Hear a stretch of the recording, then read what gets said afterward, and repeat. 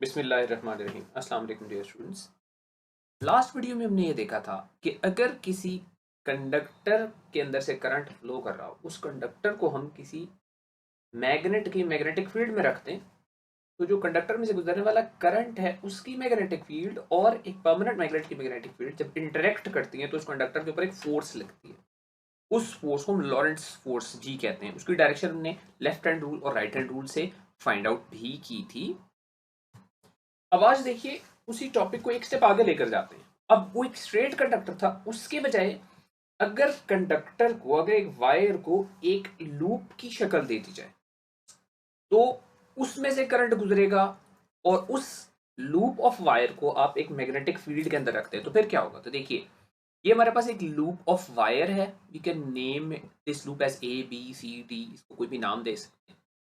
इसके एंड पर जहां से ये लूप ऑफ वायर, यहां से वायर स्टार्ट हो रही है, इसके एंड पे ये एक रिंग लगा हुआ है। ये कंडक्टिंग मटेरियल का एक रिंग है और इस तरफ भी एक रिंग है। ये दो रिंग्स हैं।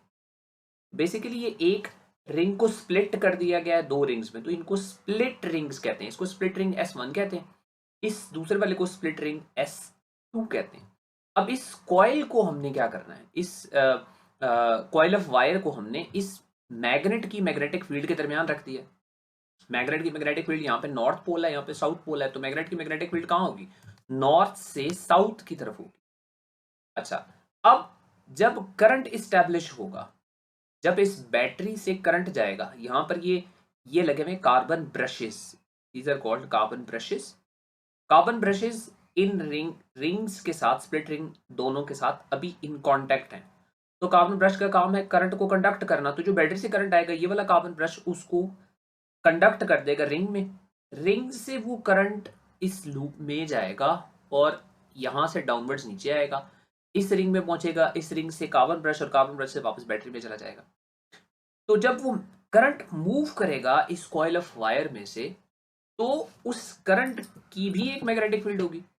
वो मैग्नेटिक फील्ड जो करंट की है, वो इस मैग्नेट की मैग्नेटिक फील्ड के साथ इंटरेक्ट करेगी। लास्ट लेसन में पढ़ चुके हैं, तो फोर्स लगेगी। वहां एक कंडक्टर था तो उसमें फोर्स लग रही थी। यहां देखिए, यहाँ पे इस लूप ऑफ वायर की दो साइड्स हैं। ये साइड, इसका नाम ए बी है, दूसरी साइड है सी डी। ये दोनों 90 डिग्री पर है मैग्नेटिक फील्ड के साथ। At the start they are at 90 degrees. जब वो 90 डिग्री पर होंगे तो फिर क्या होगा? अभी इस कंडीशन में देखिए, ये 90 डिग्री पर है टू दिस मैग्नेटिक फील्ड। अब जब ये लूप ऑफ वायर में से करंट फ्लो करेगा, तो मैग्नेटिक फील्ड ऑफ करंट और magnetic field of the magnet interact करेंगी, तो फोर्स लगेगी।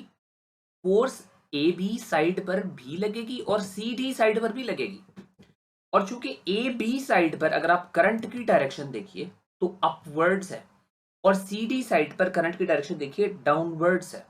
तो अगर करंट की डायरेक्शन चेंज हो जाए, लास्ट लेसन में हमने अगेन देखा था, करंट की डायरेक्शन को रिवर्स करेंगे, फोर्स की डायरेक्शन रिवर्स हो जाएगी। तो अगर A B side of the coil पे फोर्स की डायरेक्शन हम फाइंड आउट कर ले, तो जो भी फोर्स की डायरेक्शन होगी सी डी साइड पर उसका ऑपोजिट होगी। तो इसका मतलब है दो ऑपोजिट फोर्सेस एक्ट कर रही हैं इस कॉइल पर, पैरेलल ऑपोजिट फोर्सेस। तो 9th क्लास में हमने एक टॉपिक पढ़ा था, आपको याद होगा, कपल का। एक स्टेयरिंग व्हील के ऊपर अगर आप हाथों से फोर्स लगाते हैं, एक फोर्स अपवर्ड दूसरी फोर्स डाउनवर्ड, तो स्टेयरिंग व्हील क्या करता है? रोटेट करता है। तो कपल क्या प्रोड्यूस करेगा? रोटेशन। तो ये कॉइल रोटेट होने लग जाएगी। अभी इसकी हम एनिमेट इसको करके देखते हैं, लेकिन ये इसका थ्योरेटिकल बैकग्राउंड जो आपको बता दिया। तो देखिए, मैग्नेटिक फील्ड है लेफ्ट से राइट इस वक्त, करंट है from A to B in the coil and C to D downwards in the coil. तो फोर्स किस डायरेक्शन में लगेगी? फोर्स आप left hand rule again use करेंगे, लेफ्ट हैंड रूल या राइट हैंड रूल, कोई भी रूल यूज करें, तो आप फोर्स की डायरेक्शन फाइंड आउट कर सकते हैं by using any of the two rules. अगर हम राइट हैंड रूल यूज करें तो राइट हैंड रूल क्या था? राइट हैंड रूल ये है कि आपने पॉइंट करना है अपनी फिंगर्स को in the direction of the magnetic field. Right hand की फिंगर्स को मैग्नेटिक फील्ड की तरफ, तो आपकी फिंगर्स कहां पॉइंट होगी? लेफ्ट से राइट। और थंब को पॉइंट करें in the direction of current, thumb upwards, तो आपका पाम, आपकी हथेली किस तरफ पॉइंट करेगी? डाउनवर्ड्स। तो इसका मतलब है ए बी साइड पे डाउनवर्ड फोर्स लगेगी और सी डी साइड पे अपवर्ड फोर्स लगेगी। वहां पे भी हम राइट हैंड रूल लगा सकते हैं। अब ये दोनों फोर्सेस क्या करेंगी? इस कॉइल को रोटेट करवाएंगी। तो पहले इसको जस्ट रन करके देखते हैं। ये कॉइल रोटेट होने लग जाएगी, ये कॉइल रोटेट होगी, लेकिन इसमें दो बहुत इंपॉर्टेंट पॉइंट्स हैं, याद रखिएगा। ये कॉइल रोटेट तो कर रही है, यहां पर देखिए ये स्प्लिट रिंग, इसका नाम रख देते हैं S1। ये इस carbon brush, first carbon brush के साथ इन कांटेक्ट है, तो करंट फ्लो कर रहा है। जब ये रोटेट करेगी कॉइल, देखिए एक पोजीशन ऐसी आएगी कि ये रिंग ऐसे हो जाएंगे वर्टिकल। अब जब ये वर्टिकल हो जाएंगे तो उस सूरत में क्या होगा, let me stop them at a vertical point. यहां पर जब होंगे, अब देखिए, अब ये रिंग्स इन कांटेक्ट नहीं है, ये रिंग्स कार्बन ब्रशेस के साथ इन कांटेक्ट नहीं रहते जब ये वर्टिकल हो जाते हैं, क्योंकि ये स्प्लिट है, इनका ये हिस्सा स्प्लिट है। उस वक्त अगर आप देखिए स्क्रीन पर तो फोर्स जीरो हो जाती है, फोर्स एक्ट नहीं करती। यहां पर देखिए फोर्स एक्ट नहीं करती। जब फोर्स एक्ट नहीं करती तो क्या कॉइल को रोटेट करना चाहिए, तो कॉइल को स्टॉप कर देना चाहिए। लेकिन कॉइल चूंकि पहले से मूव कर रही थी, मोशन की वजह से, इनर्शिया की वजह से, इनर्शिया वो क्वांटिटी है जो किसी ऑब्जेक्ट की रेस्ट की स्टेट को रेस्ट पर रखना चाहती है, और अगर ऑब्जेक्ट मूव कर रहा है तो इनर्शिया उसको मूव ही करवाना चाहती है, मोशन में रखना चाहती है। तो इनर्शिया ऑफ दिस कॉइल ये मूव ही करवाएगा इसको। तो जब ये मूव करता ही चला जाएगा तो दोबारा कॉन्टेक्ट स्टैब्लिश हो जाएंगे। लेकिन इंपॉर्टेंट बात देखिए, अभी S1 इस लेफ्ट वाले को मैं मार्क कर देता हूं, स्प्लिट रिंग को S1, और कार्बन ब्रश के साथ ये इन कांटेक्ट है।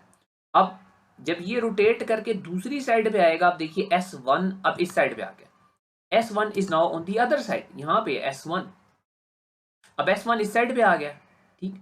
अब S1 में से पहले तो करंट जा रहा था अपवर्ड्स, अब S1 में करंट आ रहा है डाउनवर्ड्स। इसका मतलब है जो स्प्लिट रिंग S1 है, दूसरे कार्बन ब्रश के साथ इन कांटेक्ट होने की वजह से उस स्प्लिट रिंग S1 में करंट रिवर्स हो गया, या कॉइल में करंट CD साइड पे रिवर्स हो गया। तो रिवर्स हो जाने की वजह से, करंट रिवर्स होने की वजह से क्या होता है, फोर्स रिवर्स हो जाती है। यानी अगर स्टार्ट में स्प्लिट रिंग S1 ब्रश के साथ इन कांटेक्ट था, इस AB साइड में से करंट अपवर्ड्स था, फोर्स डाउनवर्ड्स लग रही थी। अब जब हाफ रोटेशन होगी, हाफ रोटेशन के बाद देखिए AB साइड राइट पे चली गई है, अब AB वाली ये बन गई है साइड जो राइट पे आ गई है, इस पे अब फोर्स देखिए कहां लग रही है, अब डाउनवर्ड्स नहीं लग रही, अब अपवर्ड्स लग रही है। AB वाली साइड पे अपवर्ड फोर्स लग रही है, तो अपवर्ड्स लगेगी तो ये पूरी रोटेशन कंप्लीट करेगी। तो ये स्प्लिट रिंग्स का अक्सर पेपर में क्वेश्चन आता है कि स्प्लिट रिंग करते क्या है। तो स्प्लिट रिंग क्या करते हैं, हाफ रोटेशन के बाद, after every half a rotation they reverse the direction of current through the coil. वो करंट की डायरेक्शन को रिवर्स करते हैं, उससे क्या होता है, वो करंट की डायरेक्शन को रिवर्स करते हैं और फोर्स की डायरेक्शन रिवर्स हो जाती है। फोर्स की डायरेक्शन रिवर्स होती है तो कॉइल एक रोटेशन पूरी कर सकती है। इमेजिन कीजिए अगर इस AB साइड पे अभी भी डाउनवर्ड फोर्स लग रही होती, इस केस में भी, अब ये वाला AB है जो राइट पे आ चुका है, पहले भी इस पे डाउनवर्ड थी, अगर अभी भी डाउनवर्ड्स होती तो क्या होता, ये आधी रोटेशन करती कॉइल, फिर वापस बैकवर्ड्स आधी रोटेशन करती। इसका मतलब है इसकी रोटेशन कंप्लीट कभी भी ना होती एंटी क्लॉकवाइज, ये पहले एक दफा एंटी क्लॉकवाइज जाती फिर क्लॉकवाइज। तो स्प्लिट रिंग इस कॉइल को रोटेशन कंप्लीट करने में मदद देता है।